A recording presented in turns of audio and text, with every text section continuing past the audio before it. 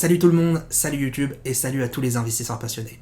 Cette vidéo est un extrait d'un live que je tourne tous les samedis à 10h30 avec la communauté ICT et avec tous les changements de projets qu'il se passe, eh bien dès cet été, je vous l'annonce officiellement, je serai de retour en live et du coup tous les samedis à 10h30. Il m'a fallu un petit temps pour structurer les lives, mais vous allez le voir, on a une chronique toutes les semaines de l'actualité boursière et surtout une revue des marchés financiers au jour le jour. Sans plus tarder, dans cette vidéo, vous allez retrouver pour la première fois un extrait du coup monté sur l'augmentation des taux d'intérêt après que la planche à billets de Jérôme Powell de la Fed s'est mise à chauffer comme jamais pendant cette période Covid. Sans plus tarder, voici le premier épisode d'une longue série sur l'actualité boursière.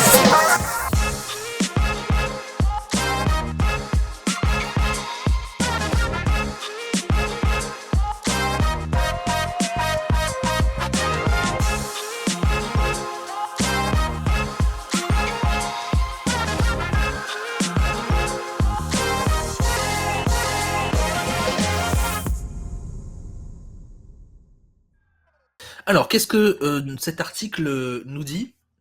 Donc, une décision attendue, très observée et commentée. La Réserve fédérale américaine a annoncé donc mercredi une hausse de ses taux directeurs d'un demi-pourcentage. Donc, on en a parlé sur le Discord il y a quelques jours, plus 0,5%. On est donc maintenant eh bien, à 1%. 1%, c'est le taux directeur tout simplement de la Fed. C'est le premier tour de vis de cette ampleur depuis mai 2000, alors que l'inflation n'a jamais été aussi forte depuis 40 ans. Philippe Wachter, directeur de la recherche économique chez Hudson, une entreprise, est clair pour le point. Donc on va pas avoir accès à cet article, parce que malheureusement, vous voyez que l'article par la suite est payant. Ils nous disent donc qu'ils s'inscrivent dans une fourchette maintenant entre 0,75 et 1%. Donc c'est ce deuxième article-là qui m'intéresse justement de Zone Bourse et qui va nous permettre d'aller plus dans le détail. Donc si vous l'avez effectivement vu passer, c'est vrai que donc la Fed mercredi a augmenté ses taux d'un demi-point. On va pouvoir le voir juste ici. Donc si vous êtes sur Investing, sur la page d'accueil tout en bas à droite, vous avez là, à cet instant, eh bien, les taux. Donc pour l'instant, la BCE est toujours à 0%, mais Christine Lagarde avait indiqué qu'elle allait suivre eh bien, la Fed, sauf qu'elle ne peut pas se permettre de le faire avant par rapport à tous les conflits d'intérêts qu'il y a, ainsi que les prêts qui sont en jeu. La Fed aujourd'hui est à 1%, la Banque d'Angleterre, elle, est à 1% également, la Banque du Japon est en négative et la Banque de Russie est à 14%, donc on est vraiment sur un taux absolument absurde. Des taux Fed à 1%, c'est vrai que ça fait très longtemps qu'on les a pas vus. L'outil de suivi ici des taux de la Fed, donc c'est une page qui est très intéressante.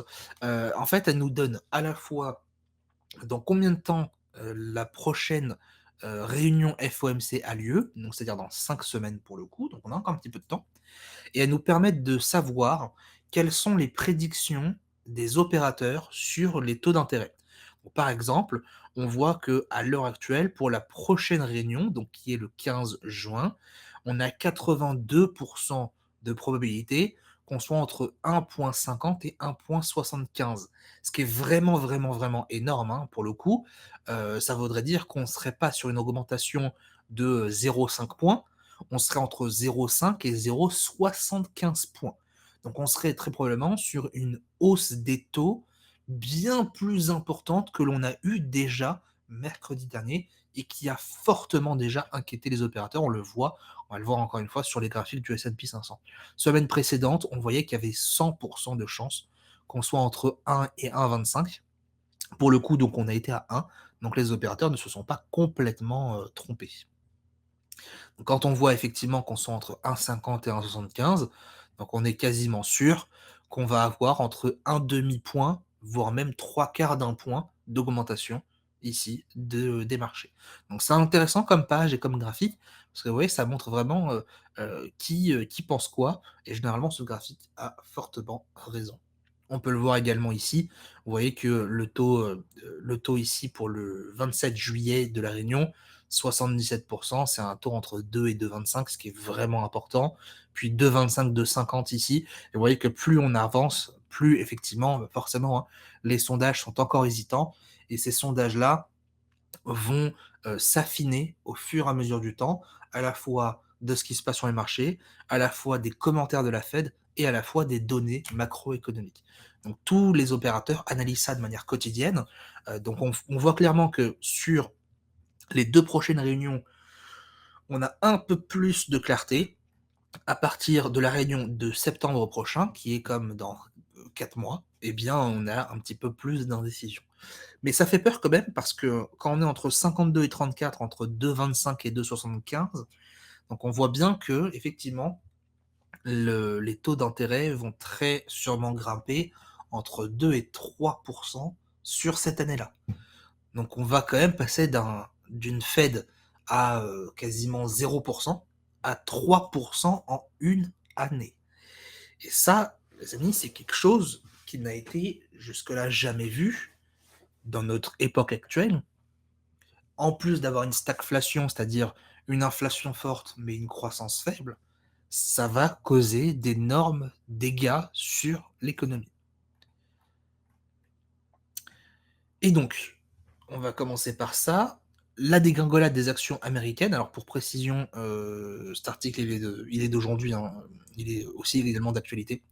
La dégringolade des actions américaines cette année met l'accent sur les évaluations des actions. Les investisseurs évaluent si les actions récemment décotées valent la peine d'être achetées face à une Fed belliste et une incertitude géopolitique généralisée. Traduction, les opérateurs se demandent si le fait de voir des actions qui baissent et des indices qui baissent, c'est un moment d'acheter, ou juste au contraire, ça va baisser encore plus. Bien que de nombreux investisseurs aient eu tendance à ignorer les valorisations élevées pendant l'envolée dynamique du marché, à partir de ses plus bas niveaux post-Covid, où ils ont été prompts à punir les sociétés considérées comme surévaluées cette année, alors que la Fed met fin aux politiques d'argent facile qui avaient maintenu les rendements obligataires à un bas niveau et soutenu les actions. Là, effectivement, on parle de la blanche à billets. Les actions se rapprochent de leur juste valorisation, 3 petits points, mais elles n'y sont pas encore tout à fait, a déclaré Brian, gestionnaire de portefeuille. Si vous tenez compte des rendements obligataires, de l'inflation, de ce qui se passe avec le PIB et l'économie en général, ils n'y sont pas encore tout à fait. Des fluctuations sauvages ont secoué les marchés la semaine dernière après que la Fed a procédé à une augmentation largement attendue de 50 points de base de ces taux et a signalé des mouvements similaires pour les réunions à venir, alors qu'elle tente d'étouffer les taux d'inflation annuels les plus élevés depuis 40 ans. L'indice a baissé pendant 5 semaines consécutives, sa plus longue série de pertes depuis mi-2011, donc juste après la crise financière des subprimes. Plus la volatilité pourrait être en magasin, la lecture de l'indice mensuel des prix à la consommation de la semaine prochaine dépasse les attentes, ce qui pourrait renforcer les arguments en faveur d'un resserrement encore plus agressif de la politique monétaire. Donc effectivement, il y a une série, en fait, si vous voulez, d'indicateurs économiques, macroéconomiques qui sont à suivre en ce moment. Ils sont au nombre de 3. Le premier, c'est les chiffres sur les inscriptions au chômage. On l'a eu ce mois-ci, on l'a eu cette semaine. Les chômeurs sont encore plus nombreux aux États-Unis. La deuxième statistique, c'est la NFP, donc c'est le taux d'emploi américain. On l'a vu, le taux d'emploi a augmenté aux États-Unis.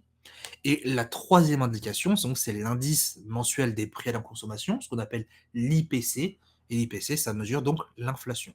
Donc ces trois statistiques nous permettent de dresser un tableau plus important et de voir. Le quatrième, c'est le PIB. Hein, autant pour moi, j'ai mis le PIB.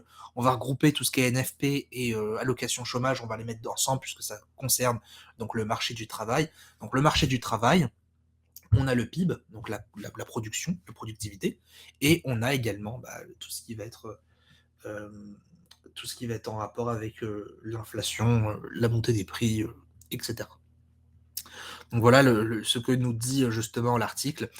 On peut le voir de toute façon, hein, quand on regarde ici le S&P 500, on est effectivement sur des séries en ce moment plutôt baissières. On a eu une sorte de range pendant quelques jours qu'on n'a pas su contenir. Si on va dézoomer en H4, vous voyez qu'on a une sorte de range juste ici où le marché ne savait pas trop où aller. Il nous effectuait quand même des plus hauts, des plus bas. Il avait un petit peu de difficulté et puis là, au moment où on se parle, on est vraiment sur cette partie inférieure de cette sorte de range qu'il y a pas vraiment une borne basse bien définie et cette borne basse est encore une fois menacée. C'est la deuxième fois qu'elle est menacée, et cette fois-ci, elle est menacée de manière plutôt virulente, hein, puisque, entre le 5 mai, il y a 2 jours, au moment où on a eu justement la Fed et hier soir, du coup, bah, dernière heure de clôture, on a eu quand même 6 de baisse d'un coup. Donc c'est quand même assez fort. Je vais pas faire une analyse là tout de suite, puisqu'on va la faire juste après, dans quelques instants sur la revue de la semaine. Mais c'est vrai que le marché a été quand même plutôt bien plombé, que ça soit, hein, du côté, S&P, que ça soit du côté Dow Jones, donc beaucoup plus pour les produits manufacturiers, ou que ça soit même pour le Nasdaq, donc l'indice beaucoup plus technologie. Et l'indice qui prend le plus cher parmi justement les indices américains, bah, c'est bel et bien le Nasdaq. Parce que contrairement au S&P 500, eh bien le Nasdaq a bel et bien été plus bas que ses derniers plus bas. Donc le Nasdaq a vraiment une volatilité baissière qui est beaucoup plus importante et qui fait beaucoup plus mal à l'heure actuelle. Donc ça, c'est pour l'actualité ici, donc de la Fed, et ce titre-là me, me fait effectivement comprendre qu'on est vraiment, on vit une situation qui est vraiment inédite à l'heure actuelle. On est vraiment dans un tournant total de notre économie, même de, on sent qu'il va y avoir probablement une sorte de changement de modèle.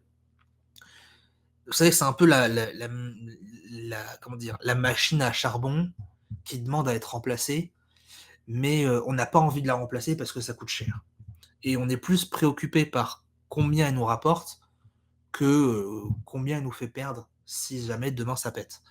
Et je pense qu'on est vraiment à ce bord-là aujourd'hui. C'est qu'on est en train de renflouer encore et encore et encore une sorte de machine qui ne fonctionne plus et qui est en train de cramer toute une économie. J'ai hâte d'en savoir plus là-dessus justement. Ça fait un peu peur, je vais pas vous le cacher, ça peut faire un peu peur, mais avec un changement de modèle économique s'ensuit d'innombrables opportunités en fait. Et à la fois, ce système dans lequel on vit, il est terriblement injuste et inégal. Alors dans quel système on va basculer? Est-ce qu'on va rebasculer, enfin est-ce qu'on va basculer dans un système qui profite à un peu plus de monde, ou est-ce qu'on va basculer dans un système qui est encore plus élitiste, encore plus concentré par une petite poignée de personnes? J'ignore totalement. Tout ce que je sais, c'est que le monde de la crypto-monnaie n'a jamais eu un aussi bon timing qu'aujourd'hui, parce que la crypto-monnaie, contrairement aux monnaies, elle rassemble. Alors que les monnaies ne sont que quelque chose de très individualiste, c'est-à-dire j'ai la monnaie la plus forte dans mon pays, donc je suis le boss. Alors que la crypto-monnaie est venue vraiment donner une inspiration de je suis la monnaie mondiale. Vous pouvez m'échanger partout dans le monde. Bref, voilà, je pense que le timing est très bien choisi. Et donc j'ai hâte d'en apprendre un peu plus.